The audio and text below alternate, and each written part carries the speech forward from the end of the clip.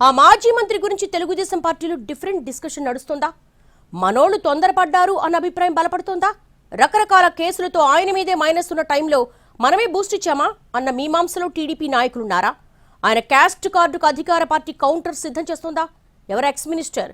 ఆయనకు వ్యతిరేకంగా టీడీపీ సిద్ధం చేస్తున్న అస్త్రాలేంటి? ఉమ్మడి కృష్ణా జిల్లాకు చెందిన వైసీపీ నేత మాజీ మంత్రి జోగి రమేష్ విషయమై తెలుగుదేశం పార్టీలో ఇప్పుడు కొత్త రకమైన చర్చ జరుగుతోందట. ఇంటి మీద దాడికెళ్లి మనోళ్ళు కాస్త తొందరపడ్డారా? రాజకీయంగా అంత ఫామ్లో లేని అంతో ఇంతో వ్యతిరేకత ఉన్న వ్యక్తికి మనమే సానుభూతి కల్పించి మైలేజ్ ఇస్తున్నామా అని పార్టీ లీడర్స్ మాట్లాడేసుకుంటున్నట్టుగా తెలుస్తోంది. జోగి వ్యవహారాన్ని మరోలా డీల్ చేసుంటే బాగుండేదన్నది కూడా టీడీపీలో కొందరి అభిప్రాయంగా తెలుస్తోంది. 2 సార్లు ఎమ్మెల్యేగా గెలిచిన జోగి రమేష్ వైసీపీ హయాంలో 2 ఏళ్లు మంత్రిగా పనిచేశారు. 2019లో పెడన నుంచి ఎమ్మెల్యేగా గెలిచారాయన.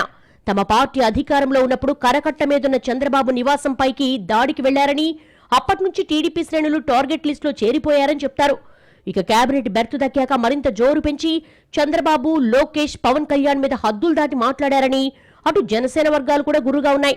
అయితే ఆ టైంలో జోగి మాటలు కొందరికి ఉత్సాహం ఇచ్చినా దానివల్ల మైనస్ కూడా ఎక్కువే అయిందని వైసీపీ నేతలే కొందరు ఇప్పటికీ చెప్పుకుంటారు. ఇక ఎన్నికల టైంలో నియోజకవర్గం మారి పోటీ చేసినా భారీ తేడాతో ఓడిపోయారాయన. ఓటమి తర్వాత తిరిగి తన స్వస్థలమైన మైలవరం నియోజకవర్గానికి ఇన్ఛార్జిగా వెళ్లడం, ఆ తర్వాత నకిలీ మద్యం కేసు వెలుగులోకి రావడం, అందులో జోగి రమేష్ అరెస్ట్ అవ్వడం వరుస పరిణామాలు. నకిలీ మద్యం కేసులో రమేష్తో పాటు ఆయన సోదరుడు జోగి రాము కూడా 83 రోజుల పాటు జైల్లో ఉన్నారు. ఓవైపు మాట తీరు, మరోవైపు నకిలీ మద్యం కేసు, ఇంకోవైపు అగ్రిగోల్డ్ భూముల కేసులో ఆయన కొడుకుతో పాటు అనుచరులు అరెస్ట్ అవ్వడం లాంటి వ్యవహారాలతో మాజీ మంత్రి ఇమేజ్ కొంతవరకు డ్యామేజ్ అయిందని భావిస్తున్న టైంలో ఇంటి మీద దాడి చేసి మళ్లీ మనమే మైలేజ్ తెచ్చామా అన్న మథనం మొదలైందట టీడీపీ నాయకులు కొందరికి. నకిలీ మద్యం కేసులో బెయిల్ మీద బయటకొచ్చిన కొద్ది రోజుల్లోనే ఇలా జరగడం, జోగి రమేష్ కూడా బీసీ కార్డు బయటకు తీయడంతో తదనంతర పరిణామాలకు సంబంధించి తెలుగుదేశం కేడర్లో చర్చ జరుగుతున్నట్టుగా తెలుస్తోంది. రాష్ట్ర వ్యాప్తంగా వైసీపీ బీసీ నేతలు, మాజీ మంత్రులు జోగి ఇంటికొచ్చి పరామర్శిస్తూ ఉండడం పొలిటికల్ అటెన్షన్ తీసుకొస్తోంది. జోగి రమేష్ చేసిన వ్యాఖ్యలకు కౌంటర్ ఇస్తే సరిపోయేదని, దాడి చేయడం వల్ల ఆయనకే సానుభూతి వర్కౌట్ అయిందన్న చర్చ జరుగుతోందట అధికార పార్టీలో. మైలవరం ఎమ్మెల్యే వసంత కృష్ణ ప్రసాద్ కూడా జోగి మాటల వల్లే వ్యవహారం ఇంతదాకా వచ్చిందని అంటూనే అదే సమయంలో భౌతిక దాడులు చేయడం కూడా సరికాదని, దాన్ని ఖండిస్తున్నానని అన్నారు.